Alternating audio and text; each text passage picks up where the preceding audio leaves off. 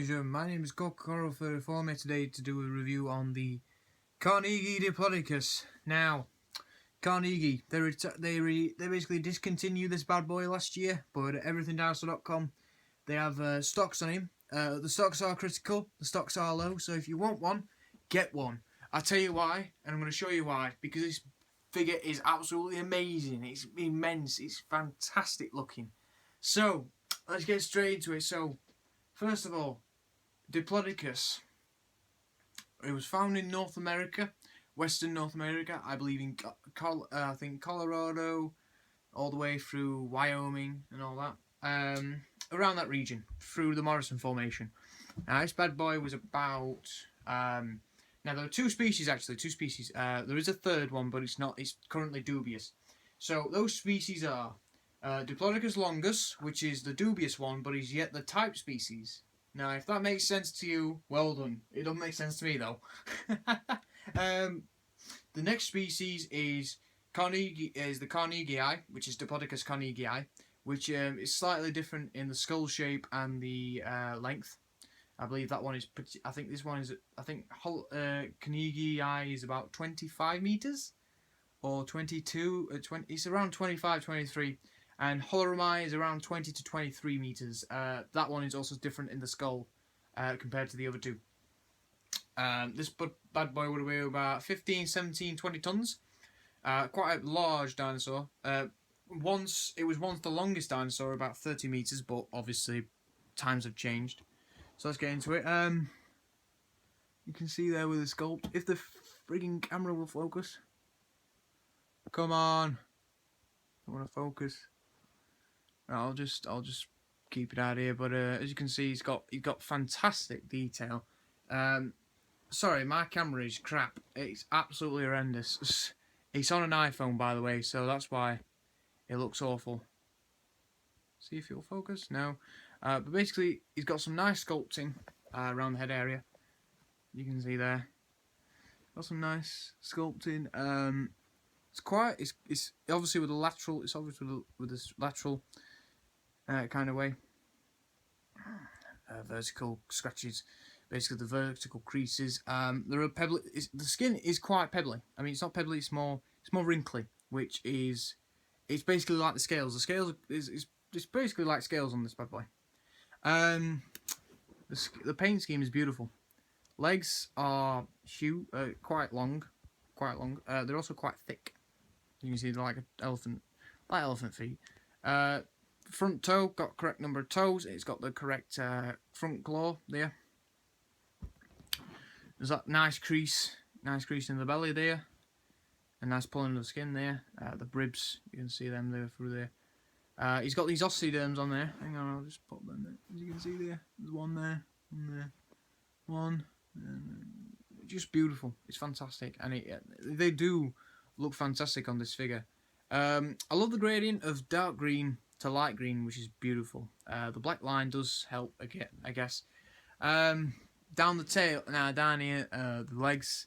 I think they are the correct proportions. The knee, I love that creasy knee. I love the crease in the knee. Ankle, foot, metatarsals, tibia, fibia, all look alright.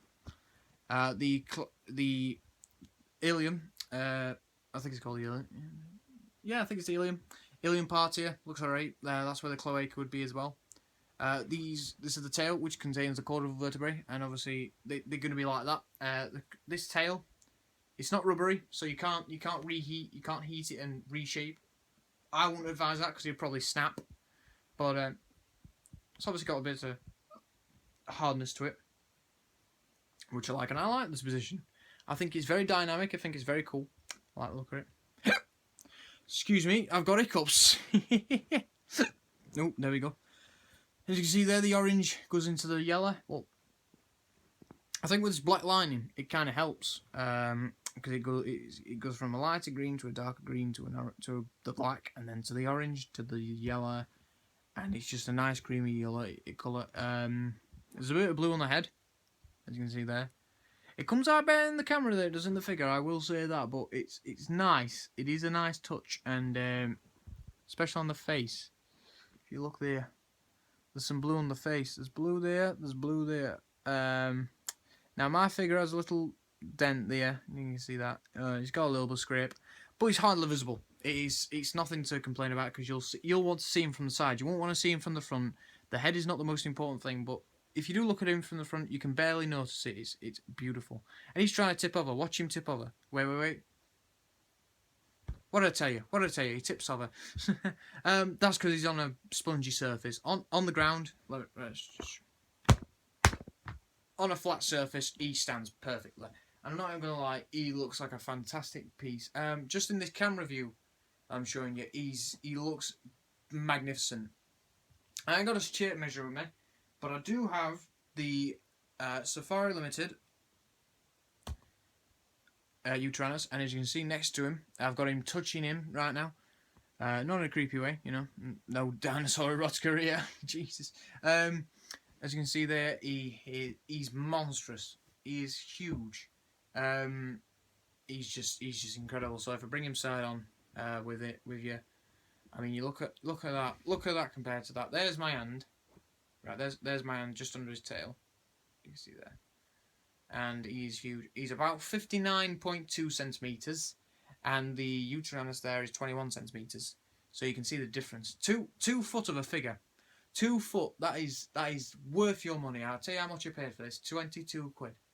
And I've been thinking about this, and I can tell you something. This is probably one of the best, if not the best, Diplodocus I've ever seen. If I had to rank it in sauropod terms, he'd probably rank in my number 3. He's number 3 on my top 10.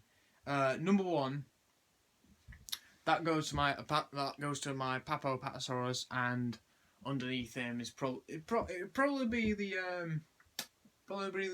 Papobrachiosaurus or maybe this one. No, I'd say this one's my number 2. This one is my second favourite sauropod of all time. Just because the size is brilliant, the accuracy is there, the paint scheme is fantastic. The price is reasonable, because I've seen this bad boy go up for about... I've seen gaffers put him up for about 50 quid. 50 quid, that's... No. I mean, he would be worth 50 quid in the future, but right now, he's worth the price he's at. £22 from everythingdinosaur.com. They give me brilliant service. I will say this though, just because that little scuff, but you hardly notice him. You hardly notice it. But I will say this, just be careful with the scuffs. If you get a big gash like down there, or you get a big scuff on the back or something that's really there, you can really see. I mean, on mine, it's like a grey scuff, but you don't tend to see it because you're not. Because for some reason, it just seems to blend into the face. I don't know why. But yeah, be careful with that. But overall, this figure is fantastic. I highly recommend it. I think you should start by... I'm telling you to buy this, because not only has the Carnegie line been discontinued, but this boy is in critical stock. So buy him from everythingdinosaur.com, buy him from dansdinosaurs.com if you live in America. Buy him from anywhere, but get him in a reasonable price. Get him at £22 over here in Britain, and I think over in America it's $33. So get him over there. So thank you for watching. Hope you've enjoyed, and I shall see you later. Bye bye.